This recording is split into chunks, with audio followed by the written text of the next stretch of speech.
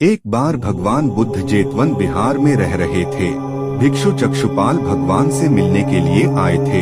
उनके आगमन के साथ उनकी दिनचर्या, व्यवहार और गुणों की चर्चा भी हुई।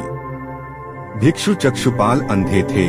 एक दिन बिहार के कुछ भिक्षुओं ने कुछ मरे हुए कीड़ों को चक्षुपाल की कुटी के बाहर पाया और उन्होंने चक्षुपाल की निंदा करनी शुरू कर दी कि उन्होंने इन जीवित प्राणियों की हत्या की। भगवान बुद्ध ने निंदा कर रहे उन भिक्षुओं को बुलाया और पूछा कि क्या तुमने भिक्षु को कीड़े मारते हुए देखा है? उन्होंने उत्तर दिया, नहीं। इस पर भगवान बुद्ध ने उन साधकों से कहा कि जैसे तुमने उन्हें कीड़ों को मारते हुए नहीं देखा, वैसे ही चक्षुपाल ने भी उन्हें मरते हुए नहीं देखा और उन्होंने कीड़ों को जानबूझकर नहीं मारा है, इसलिए उनकी भर्त्सना करना उचित नहीं है। भिक्षुओं ने इसके बाद पूछा कि चक्षुपाल अंधे क्यों हैं? उन्होंने इस जन्म में अथवा पिछले जन्म में क्या पाप किए? भगवान बुद्ध ने चक्षुपाल के बारे में कहा कि वे पूर्व जन्म में एक चिकित्सक थे।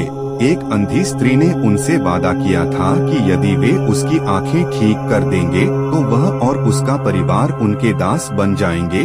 स्त्री की आंखें ठीक हो गई, पर उसने दासी बनने के भय से यह मानने से इनकार कर दिया।